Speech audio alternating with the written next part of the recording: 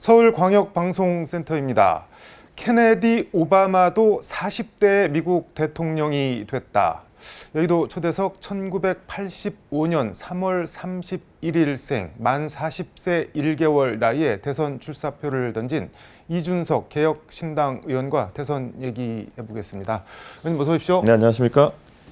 옷이 상당히 상큼합니다. 이제 뭐 선거 기간이다 보니까 네. 전투복입니다, 이게. 전투복인가요? 예.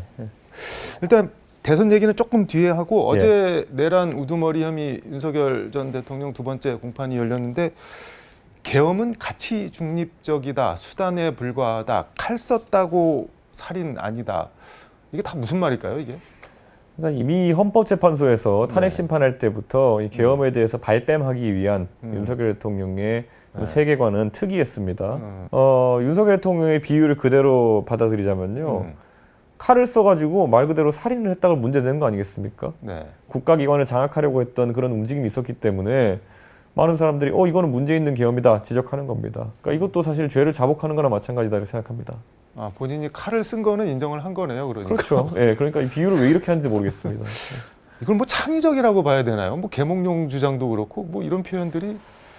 글쎄요, 저는 이 윤석열 대통령이 검사로서 남을 잡아넣는 것만 해봤지 뭐 방어하는 일에는 제대로 해본 적이 없는 것 같습니다. 이런 주장이 법관에게 먹힐 거라 생각하는지 저는 의외로 법률가로서 윤석열 대통령이 뭐 아주 검사로서는 훌륭했을지 모르겠지만은 상식적으로도 이해가 되지 않는 그런 방어를 하고 있다고 봅니다. 윤 대통령 변호인 김계리 변호사 그리고 베이철 변호사 셋이 서초동 뭐 어디 근처에서 식사를 한 것 같은데 사진 올리면서 내 손으로 뽑은 나의 첫 대통령 윤버지 윤석열 아버지인 것 같은데 이건 어떻게 보셨어요? 장난하는 것도 아니고 지금 탄핵을 통해서 불명예스럽게 퇴진한 대통령이 돼가지고 뭐 개인적인 지지를 할 수는 있겠지만은 윤 어게인이라는 황당한 구호를 들고 나오는 사람들이 있거든요. 이미 피선거권을 상실한 탄핵된 대통령에게 윤 어게인이라는 말을 붙이는 것 자체가 대한민국의 헌법재판소의 권위 자체를 인정하지 않는 것이거든요. 그런데 그런 움직임에 동조하는 것처럼 보여가지고 굉장히 보기 안 좋습니다. 근데 이게 누군가를 아버지로 지칭하는 거는 종교의 영역이거나 아니면은 뭐 김일성 어버이 수령 뭐 이런 것처럼 그냥 뭐 신격화된 가족 국가 뭐 이런 데서나 나오는 건데 왜 이런 퇴행적인 게 지금 대한민국에서 벌어지고 있을까요, 이게? 저는 이제 극단적인 대립 정치 속에서 윤석열 대통령이 잘한 건 솔직히 아무것도 없습니다, 지금까지. 그런데 이재명 대표와의 최고 대척점에 서 있는 인물이라고 인지하기 때문에 이재명 대표에 대한 증오를 가진 사람들이 이제 이런 어떤 그 대척점의 윤석열 대통령을 추앙하는 분위기가 생기고 있는데요. 아니 뭐 논리적으로 말이 안 되는 얘기죠. 여기에 너무 국민들께서 상처받거나 신경 쓰지 않았으면 좋겠습니다. 지금 말씀하신 거 들어보면 이재명이 없었으면은 윤석열에 대한 이런 뭐 열광 같은 것도 없었을 거라고 보시는 거예요? 계엄을 한 상황 속에서 그에 대한 어떤 윤석열 대통령의 일정 부분 강성 지지층이 생겨난 것은 사실 그런 민주당의 이재명 대표에 대한 강한 포비아, 그런 공포심 같은 것들이 작동해서 생긴 거거든요. 근데 이것도 사실 이해는 가지 않는 거죠. 이재명 포비아라는 것 때문에 윤석열을 지지한다고 하지만은 한편으로는 지금의 이재명 대표의 위상을 만들어준 거는 윤석열입니다. 예전에 윤석열의 위상을 만들어준 건 추미애였던 것처럼 저는 거꾸로 지금 이재명 대표를 저렇게 키운 거는 바로 윤석열이라는 어설픈 정치인, 어설픈 대통령입니다. 그 두 사람 관계는 그럼 뭐 어떻게 봐야 되는 건가요? 그래서 우리가 적대적 공생관계라는 말을 하기도 했지만요.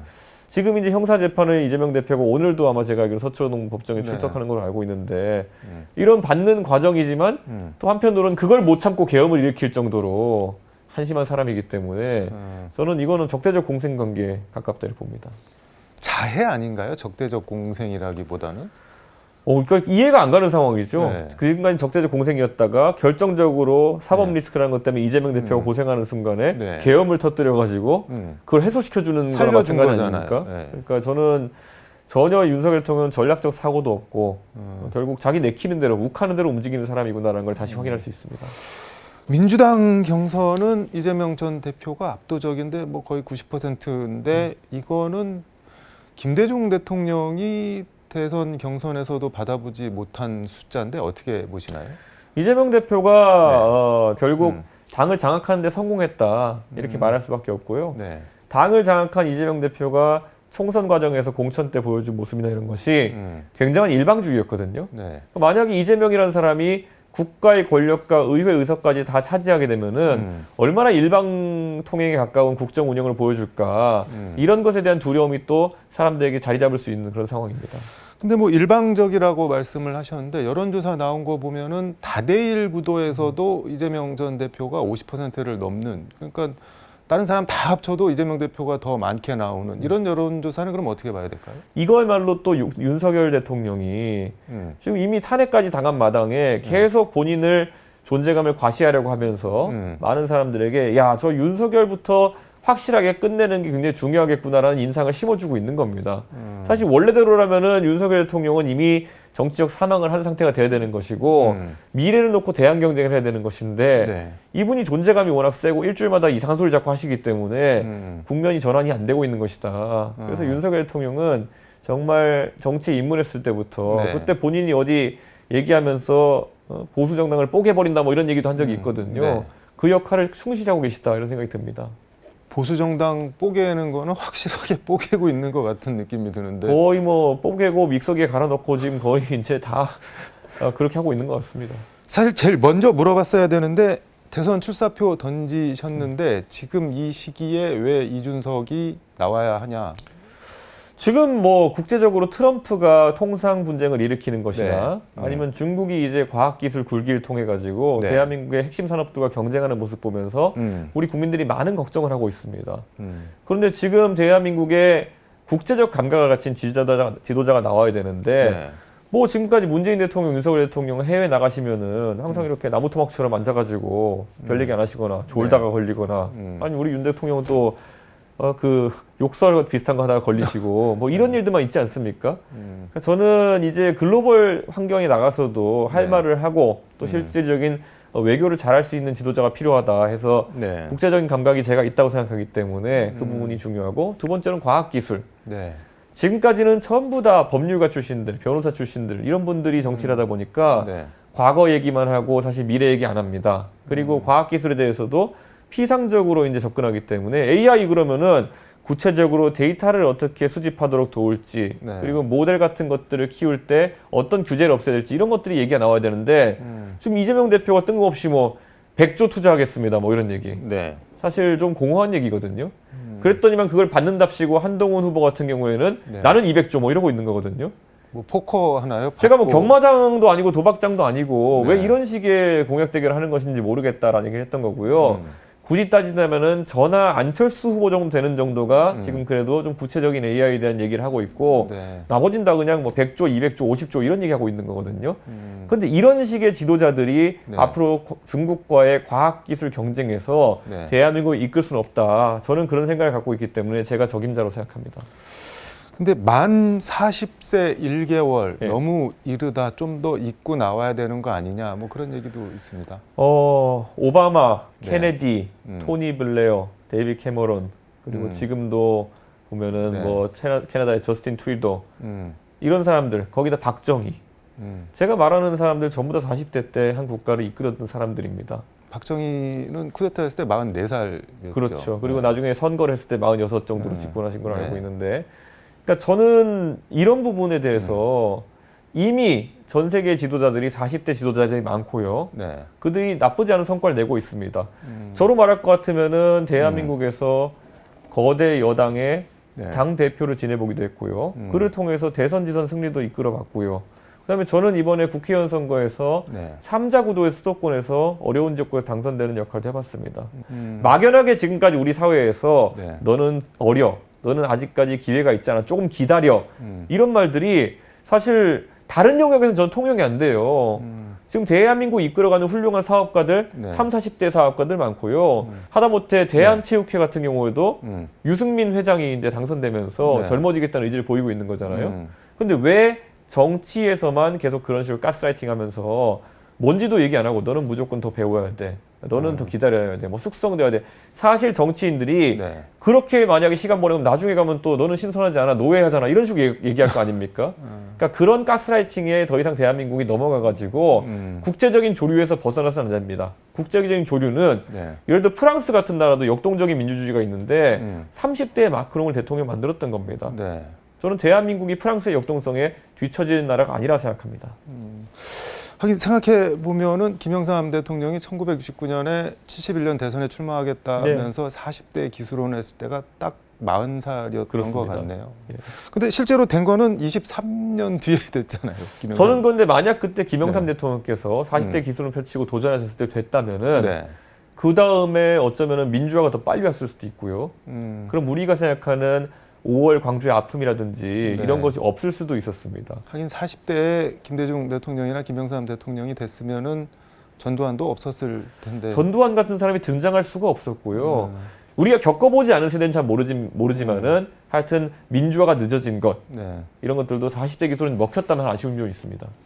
뭐 단순히 뭐 대선 경험 쌓아 보려고 나오신 건 아닌 것 같은데 그런데 네. 현실적으로 의미 있는 득표율을 거둘 수 있겠냐 이런 회의론도 좀 있는 것 같습니다. 저는 대한민국이 확 전환하기 위해서는요. 네. 그 가능성에 대한 신뢰를 보여주시는 것이 중요하다 이런 생각을 합니다.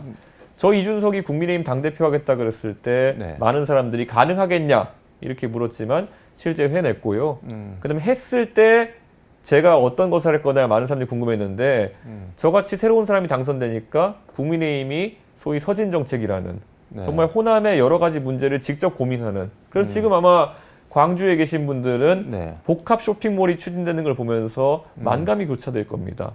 사실 광주에 지금까지 지역에 한 당을 몰아줬는데도 그런 민원 하나 해결하지 못했었는데 네. 이번에 제가 제시할 만한 것들은 네. 복합 쇼핑몰 그것을 뛰어넘는 것들일 것이다. 하다못해 광주 공항의 이전 문제라든지 이런 것들도 저는 빠르게 진행되어야 된다고 항상 주장해왔고 네. 실제로 그것에 대해 가지고 지금까지는 무안이나 아니면은 한평이나 광주 간의 지자체 간 이해관계를 네. 한 당인데도 조율 못 해왔지 않습니까?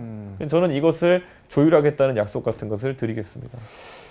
근데 아무튼 지금 이재명 전 대표가 대세론을 예. 받고 있는데 상대를 하려면은 보수 우파 쪽에서 단일화를 해야지 그나마 어떻게 좀 해볼 수 있는 거 아닌가요? 저는 단일화를 한다고 표가 이렇게 합쳐지는 상황을 잘 보지 못했습니다. 예전에 DJP처럼 네. 지역 기반이 아주 강한 분들이 있으면은 단일화했을 때 그 네. 표가 합쳐질 수 있는 상황이지만 아니 그럼 단일화를 안 하고도 독자적으로 해서 이길 수 있다고 지금 생각을 하시는 건가요? 저는 아까 광주 전남에서도 네. 예를 들어 이재명 대표의 뭐 당내 지지율이지만은 8, 90%가 나온다는 상황이 네. 결코 그분이 하는 것에 모든 것에 동의해서 그런 건 아닐 것이다를 생각합니다. 제가 TK 지역에 가서 초기부터 선거운동을 했던 이유는 결국에는 이 국민의힘의 정치인들이 TK 지역 주민들의 그런 뭐 사실 나라를 생각하는 마음이나 이런 것을 네. 엿바꿔 먹은 거거든요. 자기들끼리 희한한 정치를 하면서 네. 이상한 걸 옹호하고 이렇게 하면서요. 그럼 이제 저는 전국 각지에서 이런 변화의 씨앗이 싹틀 때가 됐다. 이런 생각을 하고 있고요. 그래서 오히려 국민의힘 후보다 제가 적임자다. 그런 생각을 하고 있습니다. 이재명 대표의 대항마로서. 그래서 본인이 될 거라고 지금 믿고 계시는 건가요? 제가 국민의힘 전당대회 될 거라고 아무도 생각하지 않았고 동탄에 제가 나갔을 때 드디어 제가 미쳤구나 이런 얘기도 많이 들었습니다. 그런데 결국에는 제가 동탄에서도 한 선거 열흘 전까지만 해도 네. 20% 차이로 지고 있다가 팍 치고 올랐던 거거든요. 전국 단위 선거가 다르다 하는 분도 있겠지만요. 아닙니다. 네. 오히려 전국 단위 선거는 미디어의 주목도가 높아지고 TV 토론의 시청률도 높고 그렇기 네. 때문에 큰 변화의 씨앗이 싹틀 수 있다. 자신감 있습니다. 알겠습니다. 시간이 거의 다 돼서 네. 호남 유권자께 강조해 드리고 싶은 말씀 마무리 말씀 겸해서 듣도록 하겠습니다. 예, 저 스스로를 보수 정치인이라고 얘기하는 것을 두려워하지 않는 것은요. 저는 이제 광주 전남 그리고 전북 지역 주민들께도 어떤 새로운 대안이 필요하다고 생각하기 때문입니다. 저는 이재명 대표의 독주 속에서 과연 경쟁 없는 호남 정치가 앞으로 발전할 수 있을까라는 생각을 하게 됩니다. 그래서 지금까지 정말 광주, 전남, 전북에 대해 가지고 진심을 가지고 정치해왔고 또 지금까지 그 광주나 전남의 아픔에 대해 가지고 전혀 제가 문제될 말을 한 적도 없고 또 광주, 전남 지역의 젊은 세대와 항상 함께하고 있는 저 이준석이 하나의 새로운 대안이 될 수 있지 않을까 생각해 봅니다. 많은 관심 부탁드리고 열심히 해서 여러분의 성원에 보답하겠습니다. 네, 오늘 말씀 여기까지 듣도록 하겠습니다. 고맙습니다. 네, 감사합니다. 지금까지 서울광역방송센터에서 이준석 개혁신당 의원과 함께 전해드렸습니다.